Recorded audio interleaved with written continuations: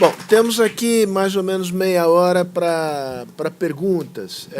O que nós fazemos aqui normalmente, acho que é uma boa prática, não é o plea bargain aqui, é colher três perguntas e voltar à mesa. Então, quem quiser fazer perguntas, por favor, levante a mão, se identifique, faça a pergunta no microfone. E é pergunta, não é uma preleção paralela.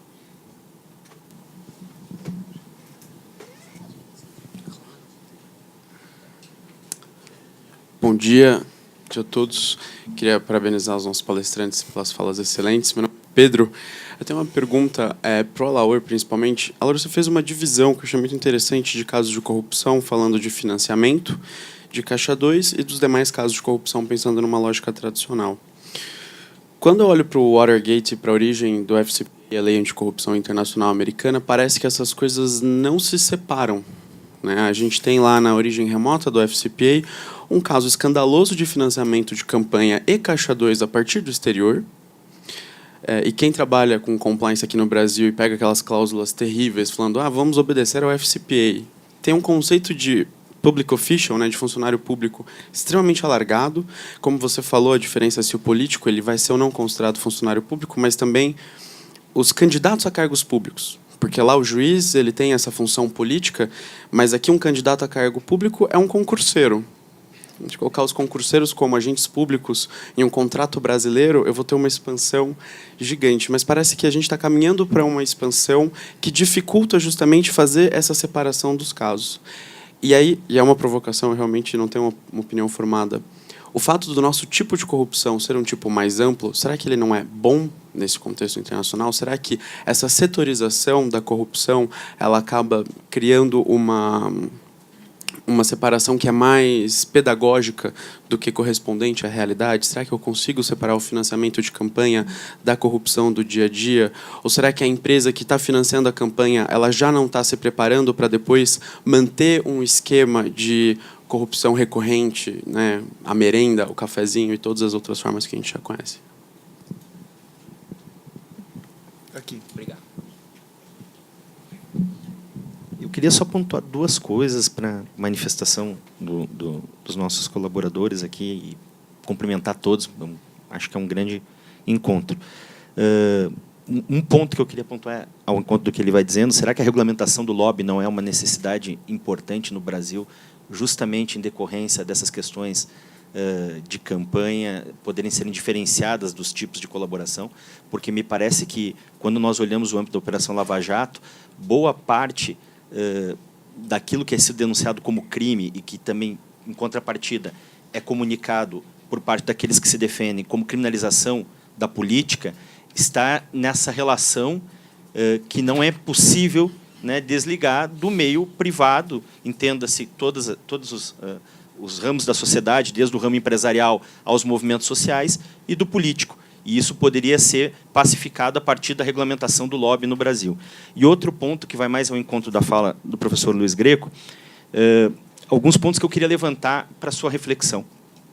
Primeiro, seja no modelo que está sendo proposto no Brasil ou no modelo americano, não lhe parece que a ausência de qualquer sucumbência ao Ministério Público pelo resultado negativo de uma ação interfere bastante nessa questão da justiça? Porque o Ministério Público ele não tem qualquer sucumbência. Então, para ele, não custa nada. Ou seja, eu tenho uma grande dificuldade aqui até no que diz respeito ao conflito que vai na segunda colocação que eu coloco para você, quando você fala da questão do conteúdo da pena. Me parece que a pena, por trás dela, também está uma discussão de poder. Quando o Ministério Público ele não tem qualquer sucumbência para o resultado da ação, isso dinamiza muito mais o poder para o outro lado. E aí, outros problemas que nós temos, particularmente no Brasil. Por exemplo, a ausência de qualquer responsabilização por erros judiciais graves. Eu costumo dizer que, no Brasil, hoje, se o direito fosse uma ciência, não tinha um prédio de pé hoje. E a questão desse conflito que nós temos entre publicidade e publicização dos processos. Porque nós temos, hoje, máquinas de roer reputações. No Brasil, nós não temos, por exemplo, qualquer tipo de tipificação de publicidade opressiva. Quer dizer, nós temos os órgãos oficiais, polícia e Ministério Público, de fato, utilizando a imprensa para interferir nas decisões judiciais. E isso não me parece nenhum modelo material de justiça. Eduardo. E aí a gente volta à mesa aqui.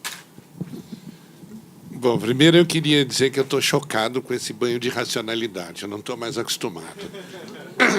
E eu queria perguntar ao Alaor se, eventualmente, o único modo de interessar o Congresso numa lei mais dura sobre financiamento de campanha não seria eles imaginarem uma espécie de abolício crimes e que aí apaga todo o passado e libera geral. Ah, foi tão curtinha que eu me animei a fazer a minha também aqui. Basicamente são duas. Você, Alauro, você mencionou 3 momentos distintos, né? A entrada do dinheiro no sistema, a contabilização do dinheiro, caixa 2 ou não caixa 2, digamos, e a contrapartida do financiamento. E diz que, no caso do Petrolão, havia mera compra de relações, de boas relações políticas. Ora, um pouco na linha do que ele mencionou, é difícil separar esses 3 momentos para arguir que você precisa de tipos penais muito específicos. Porque não se tratava de uma mera compra de relações, montou-se um sistema. Obviamente, havia um sistema em que desvio de recursos públicos em contratos com grandes empresas alimentavam o caixa dos partidos, muitas vezes por vias formalmente legais, e isto retornava sob a forma de contratos privilegiados para aqueles que originaram esse processo injetando dinheiro no sistema. Então, é claro que nem todo mundo tem culpa igual nesse processo, né? Mas, digamos, dá para falar em uma tipificação penal de crimes que são, digamos, são crimes sistêmicos, e não é mera compra de relação política. Aí, realmente, acho que é um understatement, né?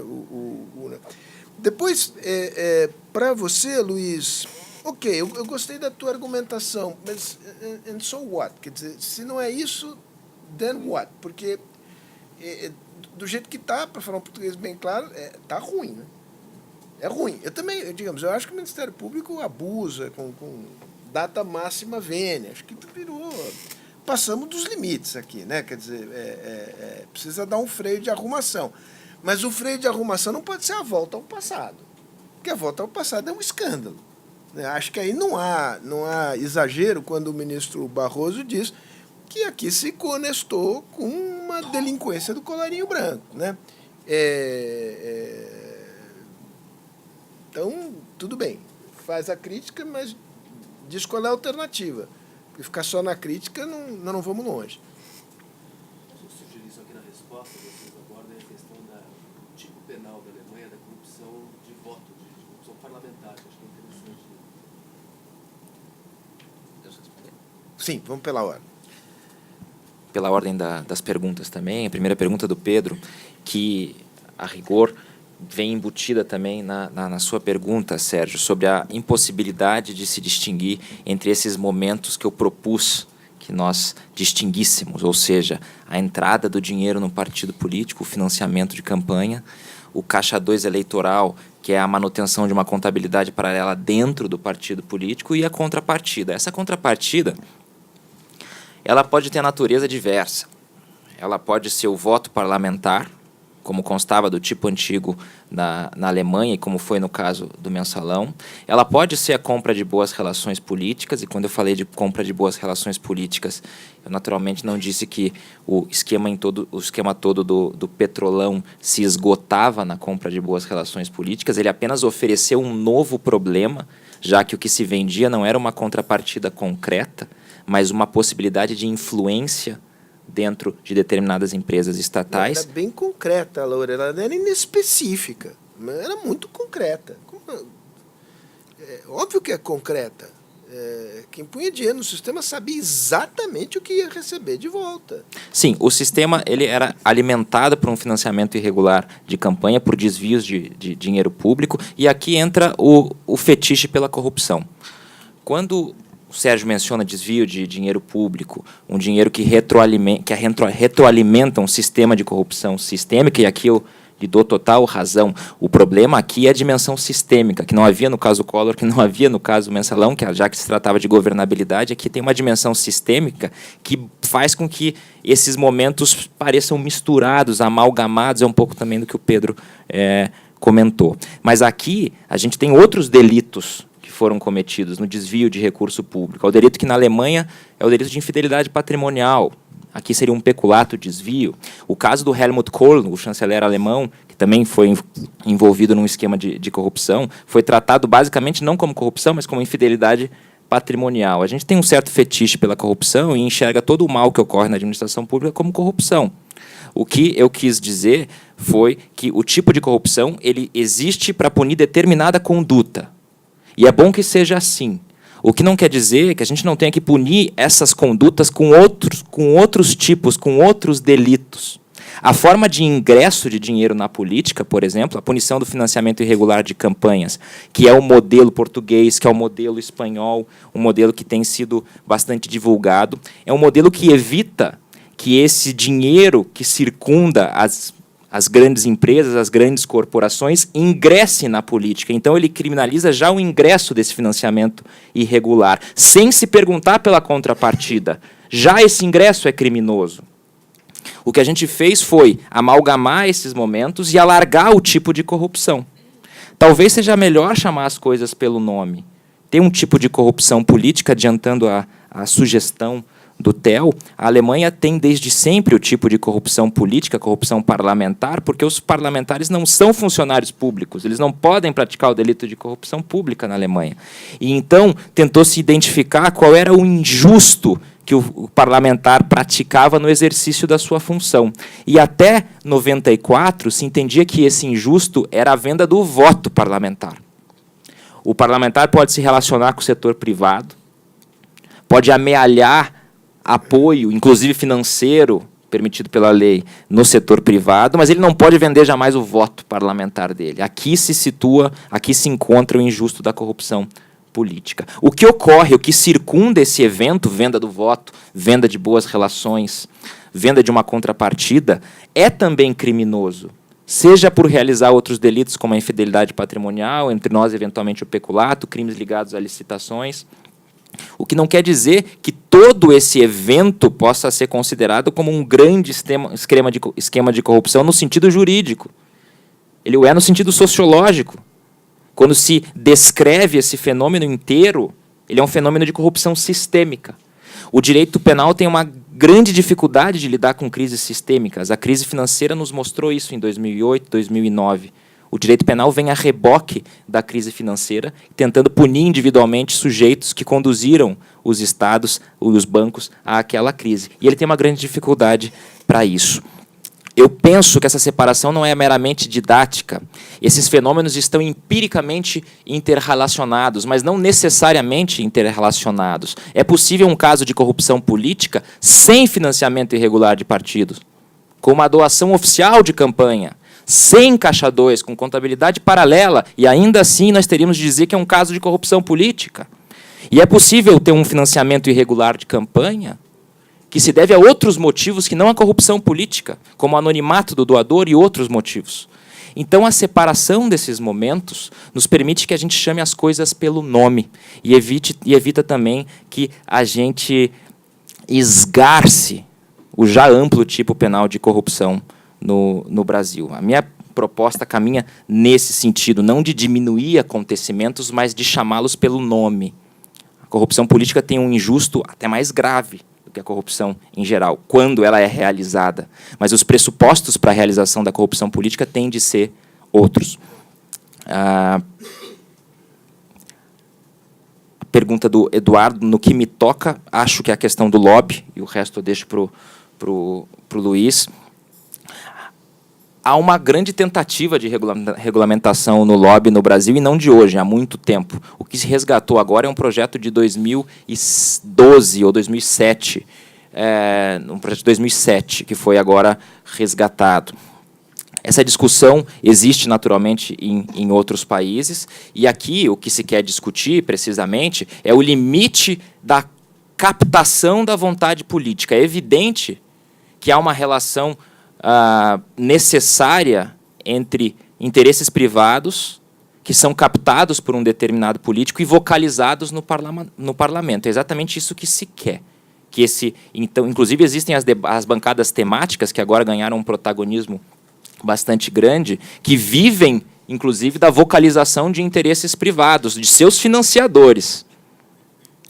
Quem negaria que a bancada armamentista, ou a bancada da bala, como se costuma dizer, é financiado pela indústria armamentista e vocaliza esses interesses no parlamento? E até aqui não se vê nenhum problema, porque essa é a atividade do parlamentar, vocalizar interesses privados no jogo do parlamento. O problema existe quando, e aí a ideia do financiamento irregular, quando a grana entra no jogo.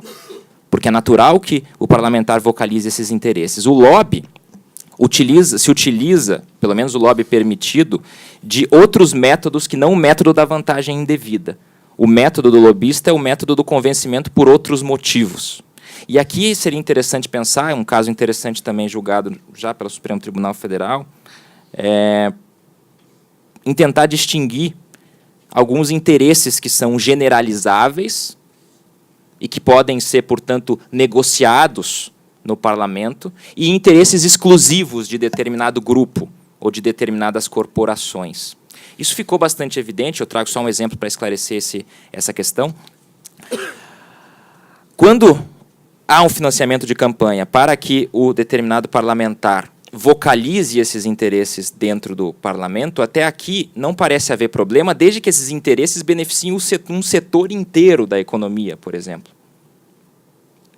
No Brasil foi julgado o caso Gerdau, pelo Supremo Tribunal Federal, decisão do ministro Lewandowski, ao voto do ministro Fachin, em que esse aspecto é intuído. Aqui se tratava de uma discussão entre poder privado, naturalmente, e os relatores da determinada medida provisória, para beneficiar um determinado setor.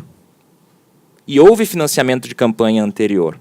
E aqui a pergunta é, pode o parlamentar, então, vocalizar esses interesses, que são interesses que beneficiam um setor inteiro da economia brasileira e não um grupo? Ou não? Um autor da London School of Economics, o Jeremy Horder, escreveu um livro agora interessante sobre corrupção política, em que ele defende um pouco a ideia de compra exclusiva de interesses e uma compra generalizável de interesses. Quer dizer, um financiamento temático para financiar uma bancada temática, mas que atende a interesses generalizáveis na sociedade, e outros para atender interesses escusos, como a conquista de licitações em processos fraudados. Esse necessariamente não é um objetivo generalizável. Mas uma medida provisória que atenda fiscalmente todo um setor e que estimule a economia, talvez o seja. Como distinguir? É por isso que a distinção entre os momentos, financiamento, caixa 2 e corrupção, permite justamente que a gente identifique o que está acontecendo. E muitas vezes o que vai acontecer é tudo. Como foi o caso. Financiamento irregular, caixa 2 eleitoral e corrupção política. Mas não necessariamente. Abolício criminis, caso do financiamento irregular. Essa discussão se deu, sobretudo, após a apresentação das 10 medidas. Quando as 10 medidas chegaram à Câmara dos Deputados e se verteram em PL 4850, iniciou-se uma discussão delirante sobre a anistia do caixa 2 eleitoral. Essa discussão é delirante porque o caixa 2 eleitoral, como tal, não é crime no Brasil. O caixa 2 eleitoral é a manutenção de contabilidade paralela em partido político. A manutenção de contabilidade paralela no Brasil só é em si criminosa em instituição financeira, artigo 11 da 7492 de 86. O que é crime é a ocultação dessa conta, não a apresentação dessa conta à Justiça Eleitoral. Mas o que se protege aqui é a veracidade dos documentos eleitorais. Não tem nada a ver com corrupção. A mera manutenção não é, portanto, criminosa. Ela pode ser um ato preparatório de corrupção, ela pode ser um ato preparatório de lavagem de dinheiro, ou ela pode ser a própria lavagem de dinheiro, mas não é ainda corrupção e não é um crime em si. Essa discussão ocupou o debate, foi felizmente abandonada. Caso houvesse a criminalização autônoma do financiamento irregular de campanhas, que me parece muito mais razoável do que a criminalização autônoma do Caixa 2 eleitoral, tal como vem proposta também no projeto de lei anticrime do ministro da Justiça, e que agora foi dividido em alguns PLs. Há um PL específico para a criminalização do Caixa 2, o PL 881, de 2019. Caso houvesse a criminalização do financiamento irregular de campanha, e fosse distinguido, esses momentos fossem distinguidos, o financiamento, o Caixa 2 e a corrupção, ninguém poderia alegar que a criminalização posterior apenas do financiamento irregular anistia, por exemplo, ou implica numa abolição crimes em face dos delitos de corrupção. Eis que o injusto dessas condutas são diversos. A corrupção subsiste sem o financiamento irregular de campanha. Ela não precisa dele. Ele pode acompanhar a corrupção empiricamente, de modo que seria difícil sustentar que uma criminalização posterior exclusiva do financiamento de campanha, assim como uma criminalização posterior do Caixa 2 eleitoral, poderia significar uma anistia ou uma abolição crimes para os casos de corrupção. Me parece uma tese difícil de sustentar, mais claro que é uma tese que vai ser avançada, como foi após as 10 medidas. Acho que era o que me cabia. Luiz. Assim, eu tenho a pergunta do Eduardo, quatro subperguntas que são bastante inquietantes, todas elas. A primeira, a ausência de uma sucumbência para o Ministério Público. De fato, isso eu não sei se em algum sistema o promotor que não chega a uma condenação paga alguma... Existe uma simetria estrutural no processo penal. Essa simetria diz respeito ao fato de que, para o réu, é a liberdade dele, ou seja, o próprio status de pessoa praticamente igual a todos os demais, que está em jogo. É o pescoço dele, que está, como se dizia antigamente, que está em jogo. E para o promotor, a situação não é essa. Mas eu não sei se existe alguma maneira de superar... Por exemplo, nos Estados Unidos, o próximo promotor ele é eleito. Sim. Então, para ele perder uma causa, pode representar a sua não renovação. Sim, isso... A gente criou um Ministério Público independente. Existem bons argumentos em favor de por que o Ministério Público dever ser independente, especialmente um Ministério Público submetido ao Executivo, em geral, um Ministério Público que não investiga crimes de Executivo. Mas a gente criou também um Ministério Público sem controle. Isso não se pensou no momento de... Eu não conheço bem a história do Ministério Público brasileiro, mas que eu saiba, eu posso estar enganado, a independência do Ministério Público veio com a Constituição de 88. E, de fato, a gente tem de começar a pensar em alguns modelos para controlar esse órgão que é independente, que não presta contas a ninguém. Essa que é a grande verdade. E eles não têm só o poder da ação penal, tem o poder da ação civil pública, tem o poder dos temas de ajustamento de conduta, que simplesmente, em última análise, são ou você faz o que eu quero, ou eu vou complicar a sua vida de uma maneira que você não pode nem imaginar. É isso que é um tema de ajustamento de conduta. E num país como a Alemanha não existe uma coisa parecida, já por um problema de legalidade. E eu não entendo como é que um sistema que conhece um artigo 5º, inciso 2 da Constituição, como o nosso, pode dar a um órgão um poder de intervir de tal maneira na vida dos cidadãos. Mas a gente não se preocupou com isso. A Constituição Cidadã, que foi bastante elogiada quando fez 30 anos, não vi ninguém criticar nada disso. A gente tem alguns problemas estruturais no Brasil, sim, que eu não sei como vão ser resolvidos. Isso também, no final, vou falar um pouco da sua pergunta, né? Mas, bem, alguma coisa tem que ser feita para controlar o Ministério Público, mas o que, eu não sei. E eu não conheço também modelos no direito comparado de Ministério Público independente e como eles resolvem isso. Sei que o Ministério Público na Itália é independente, mas como eles controlam o Ministério Público ali, eu não sei. O modelo americano é o controle democrático, mas isso é um bom controle, eu também não sei. Isso tende a estimular o Ministério Público ainda mais midiático, etc. Então, eu não sei, eu acho que a democracia no direito penal ela acaba no momento em que se vota uma lei. Aí o resto é aplicar essa lei e não mais se perguntar, não se pode perguntar para o eleitor se ele quer ver a lei aplicada. Então, segunda pergunta sua, pena, poder. Claro, a pena, sempre o processo penal é uma disputa é uma situação de poder. Poder do Estado, da sociedade como um todo, diante de um indivíduo isolado. Uma situação assimétrica, sim, claro, não tenho dúvida disso, e toda a filosofia do direito penal, do processo penal liberal, parte dessa ideia. Mas eu penso que só conceitualizar a pena como poder ainda é pouco, porque não se trata só de poder, se trata de retirar de um indivíduo algo que ele tem antes sequer de, vamos dizer, ingressar no Estado, mais ou menos. Liberdade. Eu não sou livre, eu não tenho uma liberdade de locomoção só porque o Estado me a concedeu, porque a sociedade me a concedeu. Me parece que isso é um direito que pré-existe à sociedade, pré-existe ao Estado, e, então, a supressão desse direito tem de estar submetida a critérios de legitimidade especialmente estreitos, e o principal deles, me parece, é o fato de que o sujeito tem de ser responsável por aquilo que acontece por ele. Ele tem. Isso que é a ideia de culpabilidade, do qual o correlato processual é a ideia de verdade.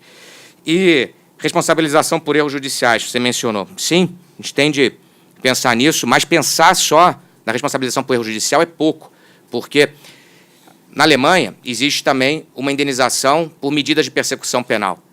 Não existe uma indenização por sofrer uma persecução penal, mas isso também a gente tinha de pensar. Quando a gente impõe um processo penal a uma pessoa e depois não acaba em nada, não é que não acabou em nada, não acabou numa condenação, você muitas vezes destruiu a vida dessa pessoa. E isso fica por isso mesmo, como se não tivesse acontecido nada. O sujeito está até feliz, poxa, eu podia ter sido preso, passar por uma prisão daquelas. Então, ele está aliviado, mas, na verdade, é um absurdo que uma sociedade se creia legitimada a impor a indivíduos esse encargo e depois simplesmente, não pode ir embora, está tudo bem. Fica aí com a sua... Se o seu nome está destruído, você está com uma dívida com um advogado, você passou os 2, 3 piores anos da sua vida, não conseguia dormir, mas isso não é problema. Então, a gente tem que pensar não só numa responsabilização por erro judicial, tem que pensar numa responsabilização por medidas coativas no processo que não acabam na condenação, e isso existe na Alemanha, como eu disse, mas não é ideal. Eu sei que um dia de prisão preventiva na Alemanha, num processo que não acaba com sentença condenatória, é indenizado com 11 euros, o que é uma piada. Mas aqui no Brasil, que eu saiba, não existe indenização nenhuma. Então, não sei o que é pior. E posso estar enganado também, mas não existe indenização por dia de prisão preventiva. Não.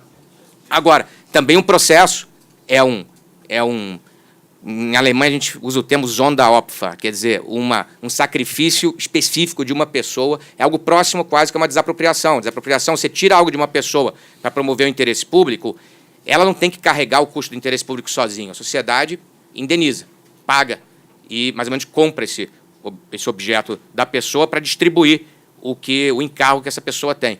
E o processo também deveria operar com essa lógica. A gente devia pensar numa indenização também pela mera tolerância, pelo ato de suportar um processo. E, por fim, a publicidade, que você mencionou. Isso, uma das coisas que mais me afligem quando eu vejo... Eu estou longe, estou há 17 anos fora do Brasil, mas eu me interesso pela situação brasileira e, quando eu vejo como se noticiam os crimes no Brasil, eu fico, sinceramente, chocado. Eu fico, sinceramente, chocado com a inexistência total de regras que regulem até onde as instâncias de persecução podem ir quando fazem uso, na relação delas com a imprensa, na relação delas, especialmente agora, com o mundo das redes sociais.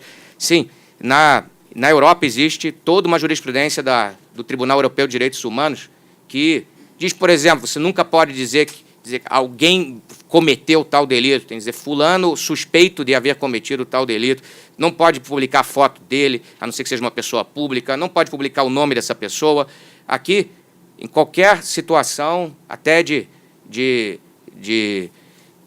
brigas mais corriqueiras, isso pode acabar numa primeira página de jornal, o tal do doutor Bumbum, que teve a vida destruída. Eu não sei o que ele fez, só que ninguém ainda sabe. Agora todo mundo sabe quem é esse sujeito e sabe o nome dele, sabe que ele teve até um processo alguns anos atrás, que já foi arquivado, tudo isso.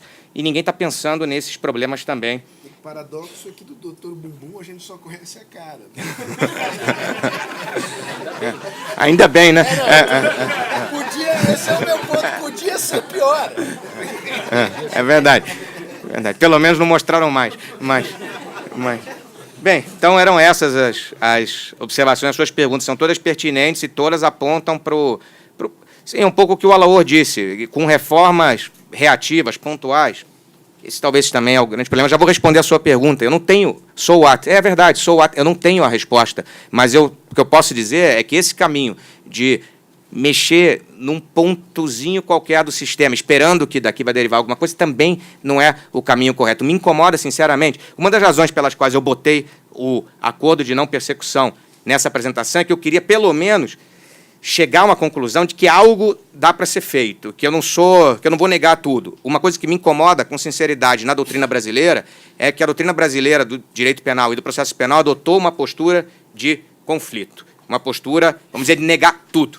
Simplesmente hoje não é possível fazer nada e nenhuma mudança em algum sentido mais criminalizador, alguma coisa assim, só a homofobia no Supremo, só isso que pode, mas o resto não pode fazer nada criminalizador que não seja rechaçado de forma unânime, raivosa, agressiva pela doutrina. Isso também não pode ser o caminho. A gente tem de, acho que, começar a discutir. E eu acho que isso que é o mais importante. Eu não vou dizer so what, a minha resposta seria eu não tenho a solução, mas eu acho que pelo menos o caminho tem que ser um caminho de discussão, uma discussão interessada em identificar os problemas e dar resposta a esses problemas. Ali onde eles surgem, identificar os problemas com isenção. Uma grande dificuldade que existe aqui no Brasil, infelizmente, é o fato de que quase todos os envolvidos na discussão, não vou dizer todos, mas muitos dos envolvidos na discussão, a impressão que se tem é de que eles estão falando da perspectiva deles. O membro do Ministério Público costuma defender uma posição X, um advogado costuma defender uma posição Y. A gente tem que começar a entender que a gente discute, o fato de a gente discutir já pressupõe que a gente não fale só da nossa posição. A gente está querendo chegar na posição do outro, querendo chegar ao que ele também possa aceitar. E a gente tem que encontrar esse common ground com argumentos que os outros possam aceitar. E o Ministério Público tem que aceitar que ele realmente é uma instância que é descontrolada, mas, ao mesmo tempo, a advocacia tem de aceitar que um processo que não chega a condenação nenhuma não é um ideal de processo. E que os problemas... O Brasil tem um problema, sim, de efetividade do processo, mas tem também um problema de garantias. E não se trata aqui de vir com um ismo qualquer, isso não contribui para uma discussão racional. Tentei evitar esses ismos o tempo todo. Podia começar a falar em garantismo para aqui e para lá, direito penal mínimo para aqui e para lá.